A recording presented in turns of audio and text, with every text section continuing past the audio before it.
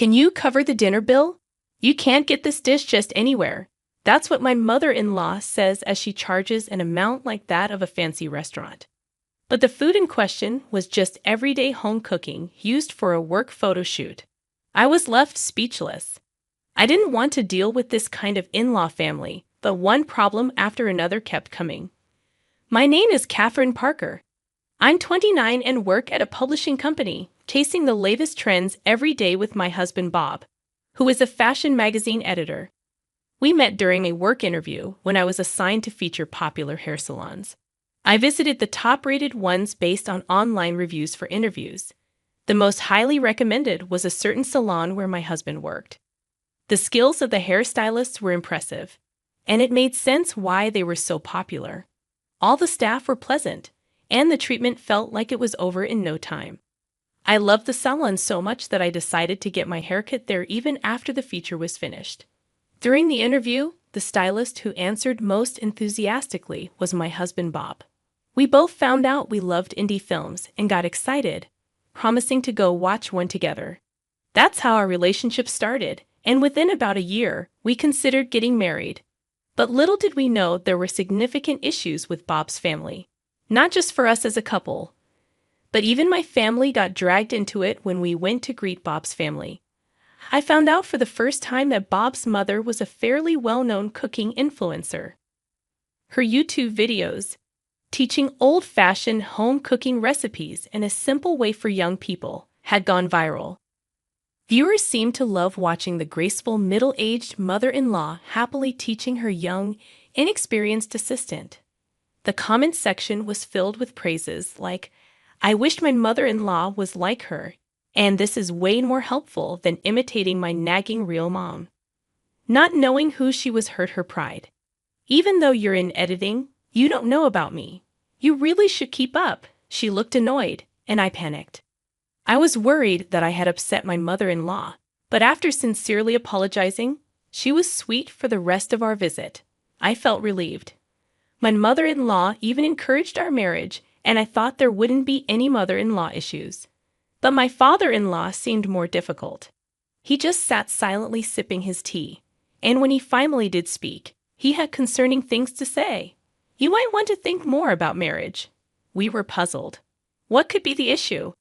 It said that my father-in-law is stubborn and often frustrates both family members and those around him if he's opposing without any particular reason. Then we're at a loss. My husband frowned. Why not give a reason? Mom's on our side. We're going to get married. At my husband's words, my father-in-law gazed and abruptly left the room. I stayed silent, but started to worry if he was dissatisfied with me as his future daughter-in-law. My mother-in-law looked at me and smiled. "Don't worry, he'll come around eventually." Her comforting words touched my heart.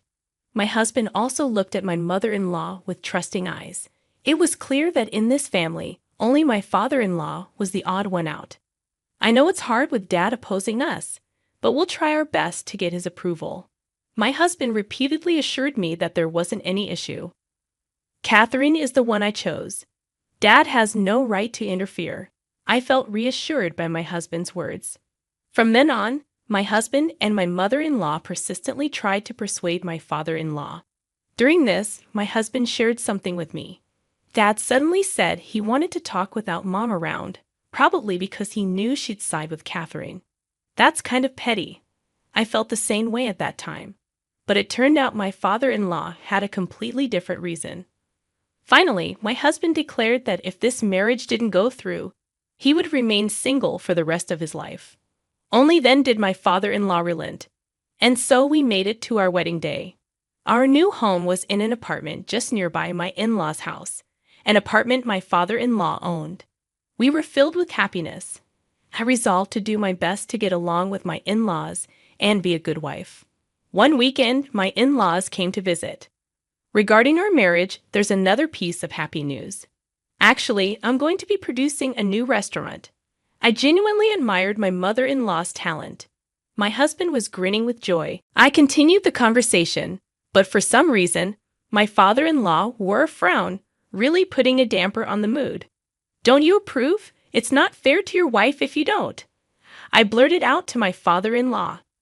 He let out a big sigh and muttered, "I'm going to collect some rents with the family finally together," selfishly taking off on his own. Once my father-in-law was gone, my mother-in-law began to explain. "It's hard for me to say, Catherine, but I earn more than him, and he doesn't like it." "I'm sorry." I shook my head. It wasn't her fault. It's ridiculous that a grown man like my father-in-law is being so petty and selfish. From what I heard from my mother-in-law, my father-in-law has a chronic illness and hasn't been able to work for a long time. He just manages an apartment building they invested in. Growing up, my husband always saw his hard-working mother and felt lonely. He wished my mother-in-law could be home like the mothers in other families. My father-in-law was always home, but he wasn't the type to play with him due to his illness. Over time, my husband came to believe that my mother-in-law had to work because of my father-in-law. Since my husband was young, he's had resentment towards my father-in-law. "He's a grumpy old man, just ignore him," he'd say dismissively. Even my mother-in-law didn't deny it. A few days later, my mother-in-law called. "Catherine, your family runs a sushi restaurant, right?" "Our place is a pretty popular high-end sushi restaurant, featured on TV and in magazines more than once or twice. Currently, not only my parents but also my brother and his wife run the restaurant together. If it were just like the old days with only my parents, I'd invite you over without hesitation. The second and third floors of the restaurant are living quarters. My parents live on the second floor, and my brother, his wife, and their kids live on the third floor." I mentioned that it's a bit hard to relax and visit often because of my sister-in-law and the kids. My mother-in-law responded, "I understand." She then asked various questions like where we source our top-quality fish and how business has been. I casually told her everything I knew. "It'd be great if we could all visit sometime," my mother-in-law said. I told her I'd check our restaurant schedule and get back to her. I didn't care much about my father-in-law's opinion, but I really wanted my mother-in-law to enjoy our sushi. Though our conversation seemed fine, for some reason, starting the next day, my mother-in-law began ignoring me. It felt like our frequent interactions had been a lie. Today, I messaged her before work, saying I was going to stand in line at a renowned pastry shop and get her favorite jelly dessert, as she had requested. But she left my message unread. Later, after work, I reported back. "Unfortunately, they were out of the jelly dessert, but would you like me to get some of the famous cakes instead?" No matter how many times I messaged her, she didn't read them. Finally, when I tried calling, to my surprise, she had blocked my number. I was baffled since I hadn't done anything wrong. It was my mother-in-law who had learned about a famous pastry shop near my workplace and had insisted I get something from there. Despite that, she treated me this way. I felt a mix of confusing emotions. When I confided in my husband, he strangely blamed me, saying, "Did you say something rude to my mom?" I was annoyed and bewildered because I hadn't said anything wrong. I was planning to gift those popular pastries after all.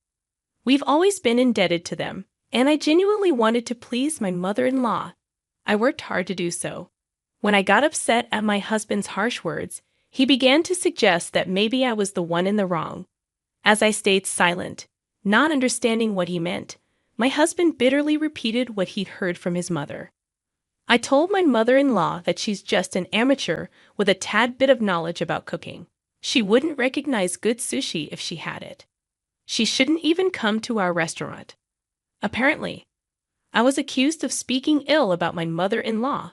Apparently, my mother-in-law lied to my husband, painting me as the villain. Even when I insisted I'd never say something so terrible, my husband wouldn't believe me. I was baffled and overwhelmed, wondering how things got to this point. From then on, the spitefulness from my mother-in-law intensified. Although she works as a culinary researcher, my mother-in-law is incredibly stingy. For instance, she never shares the dishes she prepares for her shows with the staff. She packs everything into containers and takes it all home. Not just that, she also takes home any leftover ingredients or condiments provided for her. The staff are all taken aback, but they're too scared of my mother-in-law to say anything. After all, my mother-in-law is the kind of person who has no problem making abusive and bullying remarks. I bet y'all can work just because I'm here. So every day we eat the dishes my mother-in-law prepares for her shows at home. Even so, it's just regular home-cooked meals. You should be grateful you get to eat such a feast because of my hard work. She'd always demand gratitude. My husband just nods in agreement, completely brainwashed by her. My father-in-law remains silent as ever. I feel like I'm walking on eggshells. Once dinner is over, I'm ordered to do the dishes. When I finish and try to head home, my mother-in-law stops me. Do you think you can just leave without paying? This isn't just any meal, it's special, saying that my mother-in-law extorts meal money from me, an amount you'd expect from a fancy restaurant. I'm left utterly speechless. Don't you dare tell Bob about this.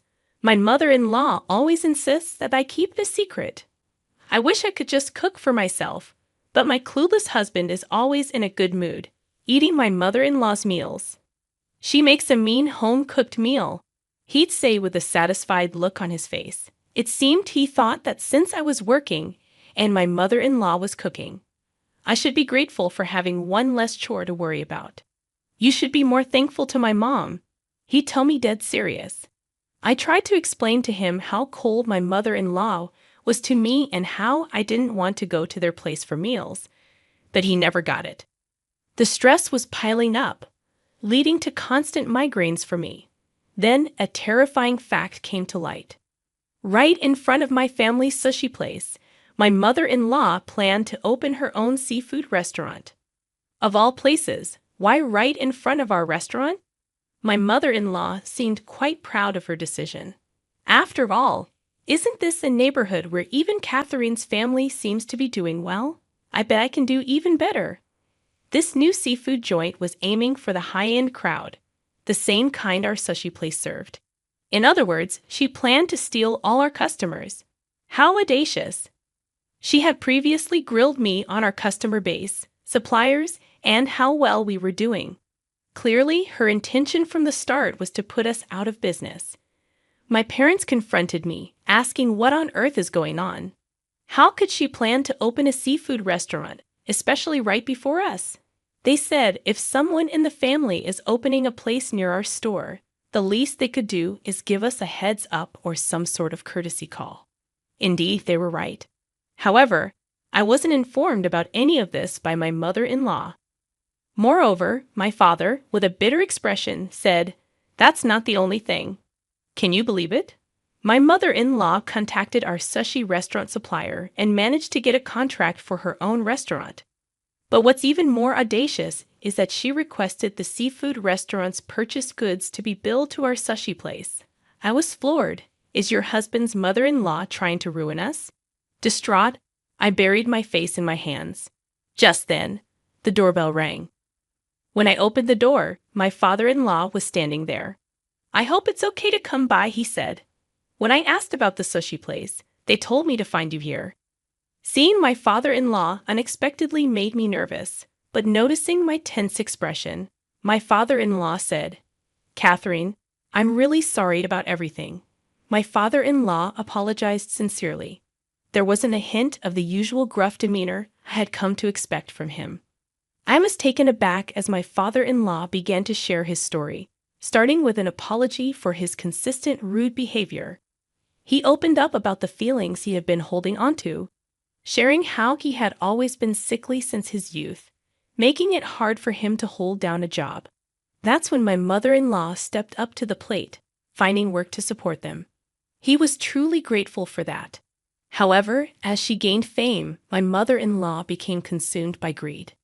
At first, he tried hard to reason with her. Being obsessed with making money and thinking only of one's success is just wrong. My mother-in-law's career was built on the backs of her staff and assistants. He told her time and time again that she needed to value her team, or there wouldn't be a future for her. But she wouldn't listen. As her obsession with money grew, she also became more tight-fisted, cutting corners with expenses. She preached about using organic and pesticide-free produce while actually using cheaper imports from the local supermarket. Some of her more conscientious staff members spoke up about this, only to be met with my mother-in-law's wrath and bullying.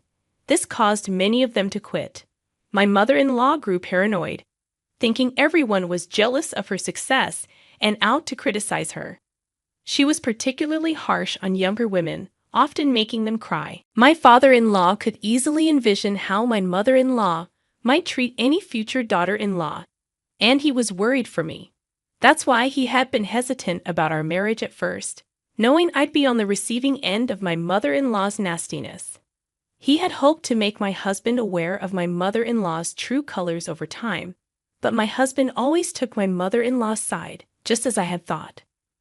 My husband didn't listen to my father-in-law at all, so I had no choice but to give up.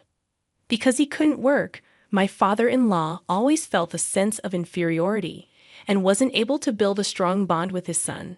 From that point on, my father-in-law kept a close watch to ensure my mother-in-law didn't mistreat me. I was filled with remorse. My father-in-law, whom I had mistakenly thought was just a stubborn old man, just laughed and said he did it on purpose, so it was all right. It was my father-in-law who told me and my parents about my mother-in-law's sneaky tactics. Well, let's go deal with that wicked witch.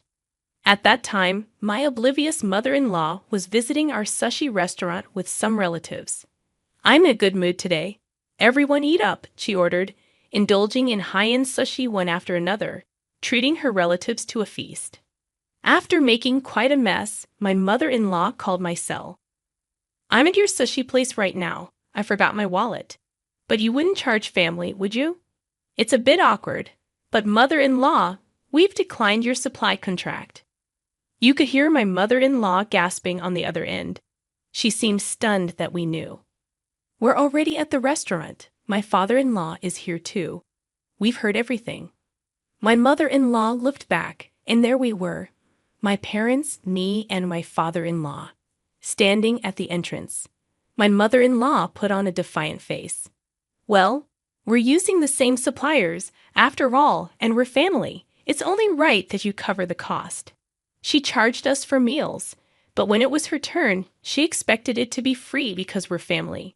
That's just too selfish of my mother-in-law. If we're family, then our meals should also be free, right? We'll be needing a refund for all we've paid. My mother-in-law gasped, showing her displeasure. How stingy can she be? That was special high-quality stuff. You should be thankful you got to eat it because of me. My father-in-law chimed in with a look of disdain. The staff has all been saying the same thing. Evelyn insists that ingredients you can buy at any supermarket are high-end. Furthermore, she's such a miser that she takes everything home without leaving a scrap. My mother-in-law was shocked to discover not only that her husband knew about the supplier talks, but also what the staff had been saying. Then my father-in-law dropped a bombshell. "I'm fed up with your greed, and don't think I don't know about you stealing recipes from Mrs. Henderson." My mother-in-law was left speechless. She tried to remain calm, but her body trembled uncontrollably. "It's all lies. Don't believe any of it," she exclaimed in a shrill voice. Previously, my father-in-law had been consulted by Henderson, the assistant. The assistant was distressed because my mother-in-law was presenting the recipes she thought up as her own ideas. She had said that she'd be content if she considered her a partner, but if she was to remain just an assistant, she wanted to be compensated for her recipe ideas. Upon hearing that, my mother-in-law was furious, as if she'd been set on fire. "How stingy can you get? No one would give a hoot if it came out under your name. Don't get ahead of yourself." The revelation left the gathered relatives in an uproar. Knowing that Mrs. Henderson had been silenced by her, "Do you all trust Mrs. Henderson and my husband more than me? That's ridiculous." That's when my father-in-law pulled out Mrs. Henderson's recipe book. "I kept this just in case. It's undeniable proof." My mother-in-law gritted her teeth in frustration, but there was nothing she could do to punish my father-in-law. We had already contacted the company planning to launch a seafood restaurant. My mother-in-law's phone rang. "Mrs. Parker, is it true you took Henderson's recipes?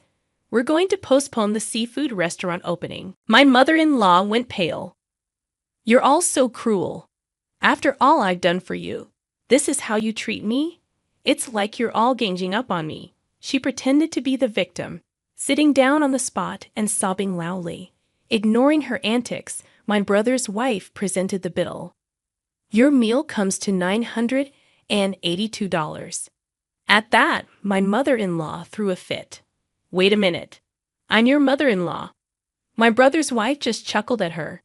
Paying for what you eat is just common sense. Even kids know that. Stumped by my brother's wife's logic, my mother-in-law was at a loss for words. Not willing to admit her wrongs, she looked around for someone else to blame and pleaded with the relatives. Can't someone else pay this for me? Seeing how much I'm struggling here. Relatives quickly slipped away in hushed tones. Ultimately, the wallet my mother-in-law brought intending to completely corner her this time was used. The remaining amount was paid by credit card. My stingy mother-in-law truly hated parting with her money, shedding tears during the payment. In the end, still fueled by anger, I leaked tales of her greedy antics and her theft of recipes to the weekly magazine department at the publishing house where I worked. In no time, the news went viral on TV and online. My mother-in-law's reputation as a culinary expert tanked, and my father-in-law decided to divorce her. Meanwhile, my husband, upon learning the truth, repeatedly apologized to me. He sincerely regretted not hearing me out. I asked him to reconcile with my father-in-law in return for my forgiveness. Mrs. Henderson, once just an assistant, was now in the spotlight, replacing my mother-in-law. Being naturally talented, great things are expected of her. Due to all the trouble she's caused, my mother-in-law found herself swamped with lawsuits. However, unable to pay the massive amount in damages, she found herself desperately turning to her childhood home for help. She went to the extreme of relying on her elderly parents' retirement funds. When her relatives found out, she was disowned by her own siblings and family. She's currently working tirelessly as a night security guard at construction sites and as a janitor in office buildings. Upon hearing my side of the story, my husband realized his misunderstanding and finally apologized to my father-in-law. My father-in-law also regretted not mending his relationship with his son. So the three of us decided to start anew, living harmoniously, putting behind the days of being manipulated by that selfish, miserable woman.